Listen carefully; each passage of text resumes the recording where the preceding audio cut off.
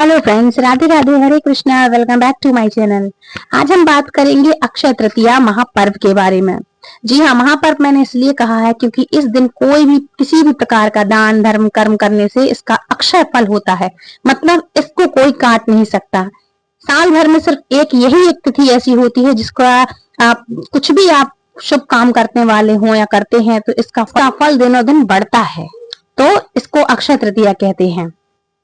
गर्मियों के इस धनतेरस पर माँ लक्ष्मी को मनाते हैं। समझ लीजिए आप, जैसे जिस तरह से हम धनतेरस का त्योहार मनाते हैं, समझ लो गर्मियों में ये धनतेरस का ही पर्व है। अक्षय तृतीया एक ऐसा दिन है जिसे आप गर्मियों का धनतेरस भी कह सकते हैं। और क्योंकि इस दिन किया गया कोई भी पुण्य कार्य है, खरीदारी है, धार्मिक कार्य है, दान तपस्या, जब तप मनुष्य के जीवन में सदा सदा के लिए अक्षय हो जाता है। कई बार हम सुनते हैं कि इस भौतिक संसार की सभी वस्तुएं नश्वर हैं, एक न एक दिन इनका नाश हो जाता है, लेकिन अक्षय तृतीया के दिन किया गया कोई भी संकल्प, व्रत, अनुष्ठान, तपस्या और दान फल मनुष्य के साथ अक्षय रूप में जीवित रहती है। जीवन पर्यंत ये चीजें बनी रहती हैं, उसका कभी भी क्षय या नाश नहीं होता। सोना चांदी संपत्ति वाहन, कोई भी नया वस्त्र हो, आभूषण हो या खरीदने का कोई भी सामान हो, खरीदारी का कोई भी नई शुरुआत करना चाहते हो तो यह श्रेष्ठ माना जाता है आज के दिन। इस दिन व्यवसाय आरंभ कर सकते हैं आप, गृह प्रवेश कर सकते हैं आप, मुहूर्त के बिना किसी शादी को कर सकते हैं। किसी का भी आपको पंचांग या मुहूर्त देखने की आवश्यकता नहीं है। और इस दिन आपको पितृदोष की शांति करवाना चाहते हैं आप तो आज के दिन ये करवा सकते हैं। इस दिन जल से भरे हुए घड़े यानी कलश, वस्त्र, अन्न, छाता, चप्पल, गाय का दूध, शक्कर, बेलपत्र, शरबत और सत्तू आदि आप दान कर सकते हैं।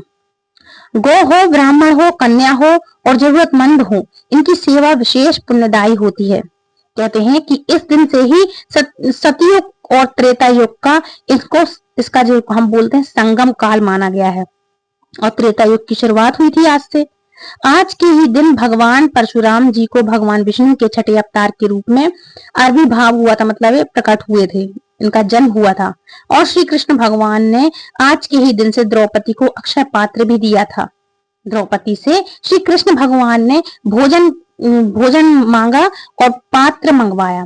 उसमें भोजन का सिर्फ एक ही अंश बचा हुआ था और श्री कृष्ण ने वह अंश खा लिया और फिर आशीर्वाद दिया कि आज से यह पात्र अक्षय पात्र होगा। जब तक तुम चाहो इसमें भोजन रख सकती हो, पका सकती हो, यह कभी समाप्त भी नहीं होगा। अक्षय तृतीया के दिन पांडवों को अक्षय पात्र मिला था, इसलिए इस दिन अक्षय फल देने वाला माना जाता है। जो भी पुण्य हो, दान हो, भक्ति हो, इस दिन आपके किए गए कोई भी फल आपके समाप्त नहीं होते। इस दिन माता अन्नपूर्णा का प्रकट दिवस भी है और सबसे अद्भुत श्री कृष्ण को सुदामा द्वारा भेंट किए गए चावल भी आज के दिन ही मिले थे, जिसके माध्यम से श्री कृष्ण ने सुदामा को अपार वैभव प्रदान किया था। और कुबेर ने भी इसी दिन धन की देवी लक्ष्मी की आराधना की थी, जिससे उसे धन अक्षय पद मिला था। इसलिए कहा गया है कि अगर इस अक्षय तृतीया के दिन आप एकमात्र एक तुलसी पत्र या फिर जल से भी भगवान का अभिषेक करते हैं, उनके ऊपर चढ़ाते हैं, तो इससे भी भगवान प्रसन्न हो जाते हैं।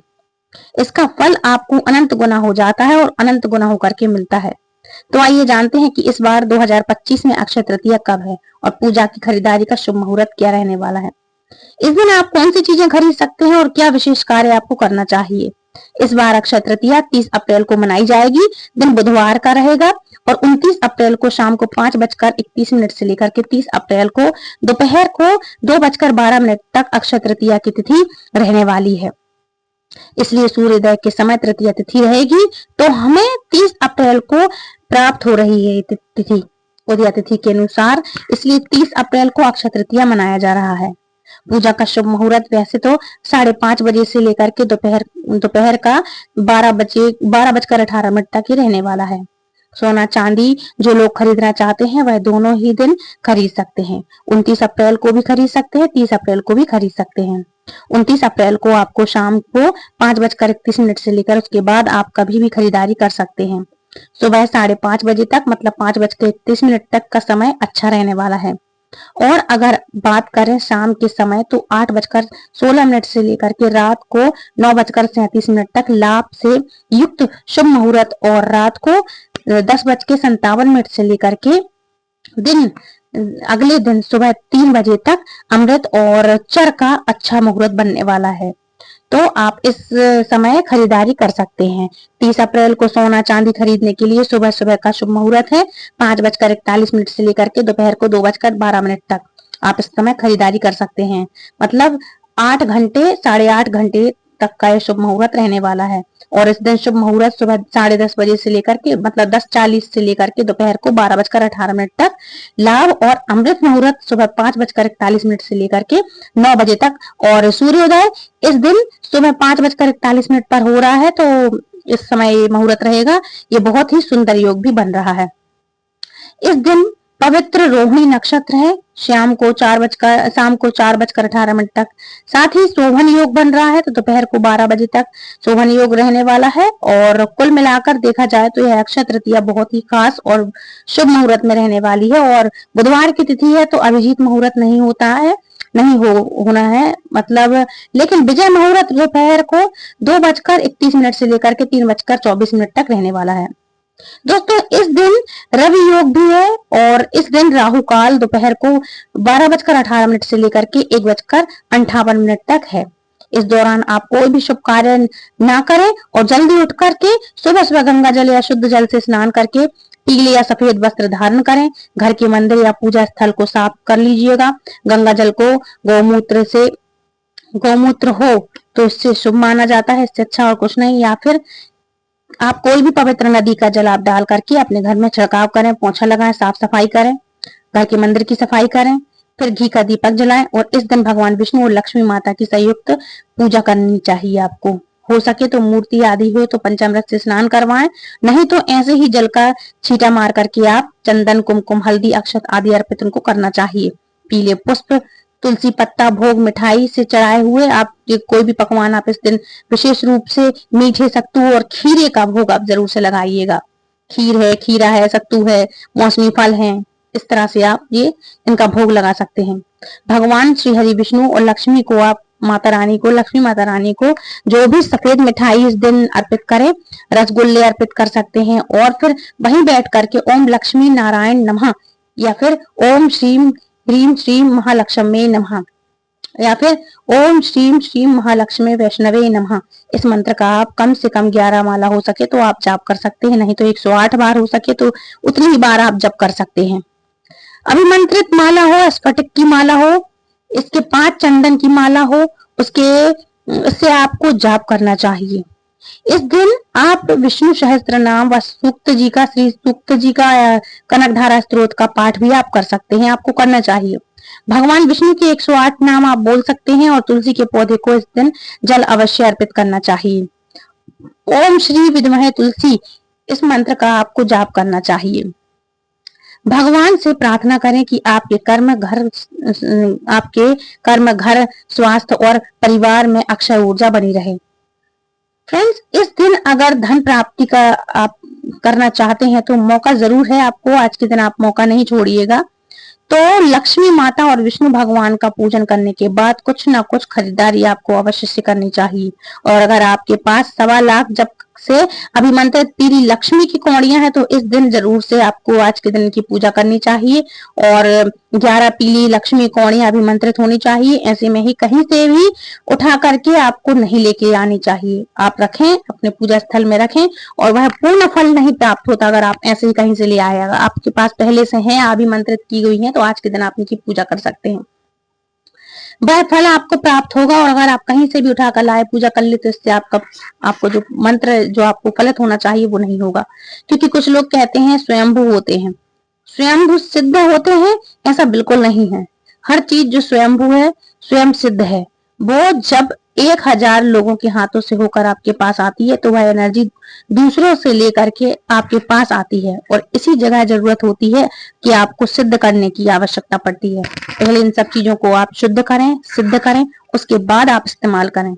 यानी उनकी पुरानी मतलब ये जो चीजें होती हैं, नेगेटिविटी होती है, वो आ जाती है साथ में। इसलिए कोई भी चीज आप इस्तेमाल करें तो उसको अभिमंत्रित कर लें, 1.25 लाख जप से करें, उसको शुद्ध करें, शुद्ध ड्रॉप्स जल के ले लें, दूध, दही, शहद, पंचामृत इत्यादि से उसको, कच्चे दूध से गाय किया, जो भी आपके पास दूध अवेलेबल है उन सब चीजों से उसको शुद्ध करें, फिर अभिमंत्रित करें, धूप दीप नैवेद्य दिखाएं, उसके बाद आपकी वो एनर्जी होगी जो आपके सामने निकल के उभर के सामने आती है।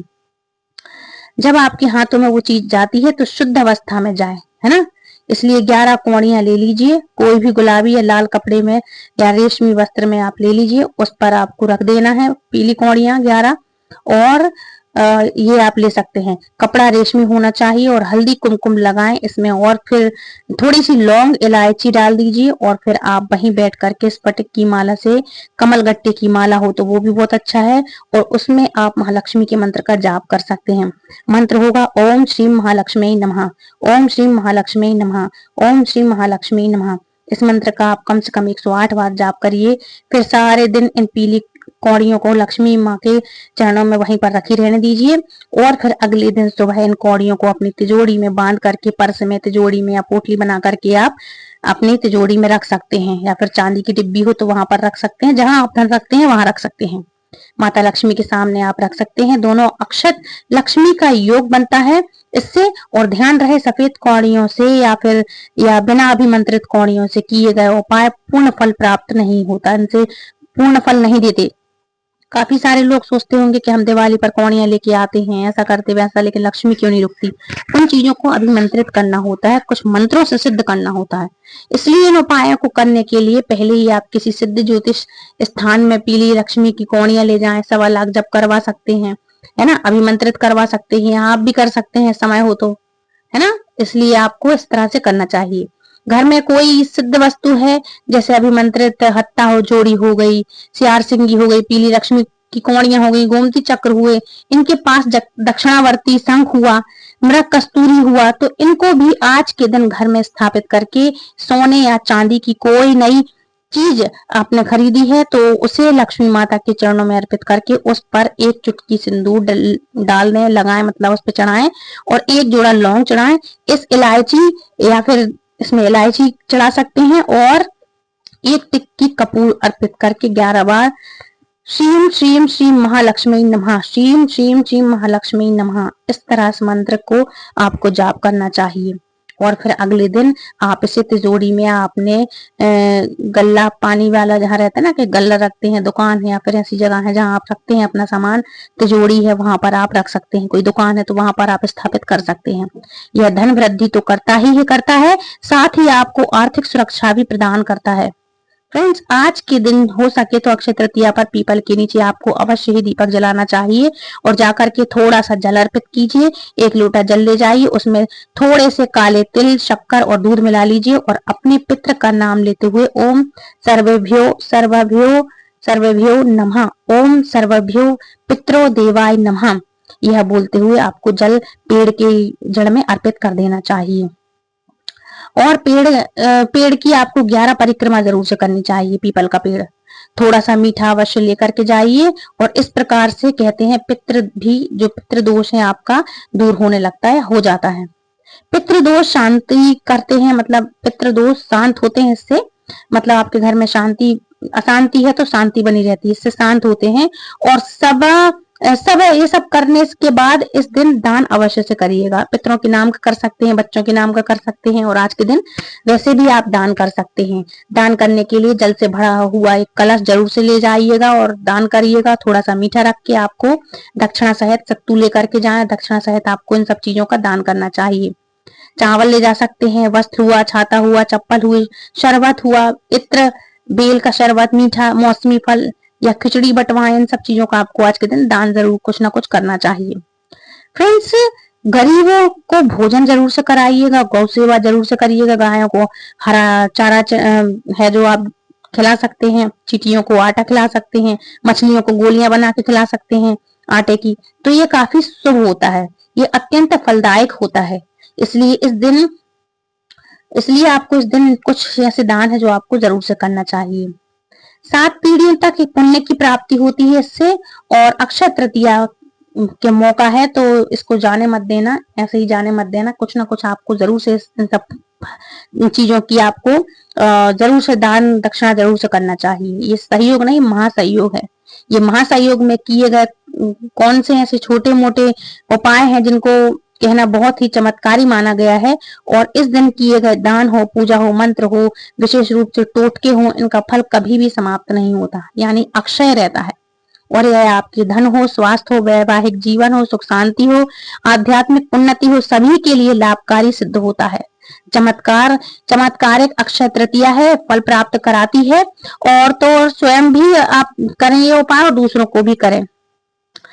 तो आप अपने तक, दूसरों तक, जिसको भी आप भेजना चाहते हैं इस वीडियो को शेयर जरूर करिएगा, क्योंकि ये इतनी चमत्कारी अक्षय तृतीया है कि आप सोच भी नहीं सकते कि इसमें इतने सारे पुण्य फलों की प्राप्ति हो सकती है। इस तरह से आप दान करेंगे ना तो आपको बहुत ही पुण्यदायी होगी। आप चाहें तो आज के दिन कोई सा भी मंत्र भी सिद्ध कर सकते हैं। और एक बात बता दूं, जो स्पेशली कन्याएं होती हैं वो दूल्हा दुल्हन के जोड़े स्वरूप छोटे छोटे गुड्डे गुड़ियां लेकर आती हैं, जिनका श्रृंगार करती हैं, वस्त्र इत्यादि सिलती हैं, उनको गुड्डे गुड़ियों को बढ़िया सजाती हैं और पीपल के नीचे जाकर के रखती हैं। इसके लिए आपको कच्चा भोजन बनाना चाहिए आज के दिन, जैसे कड़ी हुआ, चावल हुआ, ये बनता है। घुंगरी बनती है, फरा जिसको हम बोलते हैं वो बनते हैं। गुड्डे गुड़ियों की पूजा होती है आज के दिन, वो माने जाते हैं लक्ष्मी नारायण। समझ लीजिए हम लक्ष्मी नारायण की पूजा कर रहे हैं। तो पीपल के पेड़ के नीचे गुड्डे गुड़ियों की पूजा भी होती है। और जिनकी लास्ट टाइम शादी होने वाली है, जैसे गुड्डे गुड़ियों की पूजा हर साल करते हैं और फिर शादी हो गई तो शादी के बाद भी पहले गुड्डे गुड़ियों की पूजा, मतलब लक्ष्मी नारायण स्वरूप आपके लिए ये पूजना चाहिए। इसके बाद फिर भले आप इनको पूज के फिर ना करें, लेकिन लास्ट टाइम आप पूरी, जिनकी अगर शादी लग गई है, और नहीं तो कुंवारे की रहती हैं जो हर साल गुड्डे गुड़ियां लेते हैं, जिनके नाम के देखा होगा आपके यहाँ फ्रेंड्स, फैमिली, रिश्तेदार या कहीं किसी गांव में आपने देखा होगा कि आज के दिन अक्षय तृतीया के दिन सारी छोटी छोटी कन्याएं गुड्डे गुड़ियों का स्वरूप ले जाती हैं। ये लक्ष्मी नारायण का ही स्वरूप होता है, इसलिए आज के दिन इनकी पूजा भी होती है। चने की दाल भिगो के रखते हैं एक रात पहले, इनका भोग इनको अर्पित करते हैं। सत्तू वगैरह है, खीर, इन सब चीजों का भोग लगा करके पूजा होती है इनकी। आज के दिन से मटके का भरना भी शुभ होता है। घड़ा जो होता है कच्ची मिट्टी का, पक्की मिट्टी का, जो हम घर में रखते हैं ठंडा पानी पीने के लिए, ये भी आज के दिन से रखे जाते हैं। 7 जगह इनके मिट्टी के चौकुले लेते हैं और उनमें ये सब चीजें अर्पित करके लक्ष्मी नारायण की पूजा करते हैं, घड़ा भरते हैं, पीपल की पूजा करते हैं। तो फ्रेंड्स, ये थी आज की जानकारी। आई होप आज का वीडियो आपको पसंद आया होगा। यदि वीडियो पसंद आए तो प्लीज वीडियो को लाइक, शेयर, कमेंट करें, चैनल सब्सक्राइब करें। और जो जानकारी मैंने आपको दी है, यदि आपके यहाँ ऐसा होता है तो प्लीज मुझे कमेंट करके जरूर बताइएगा। साथ ही साथ आप इस वीडियो को किस शहर से देख रहे हैं तो प्लीज मुझे ये कमेंट भी जरूर से करिएगा। आप अपना शहर का नाम मुझे कमेंट बॉक्स में जरूर से लिख के भेजिएगा। तो फ्रेंड्स, मिलती हूँ नेक्स्ट वीडियो में। तब तक के लिए राधे राधे, हरे कृष्णा। शुभ अक्षय तृतीया की आप सभी को हार्दिक शुभकामनाएं। हरि हर हरि बोल।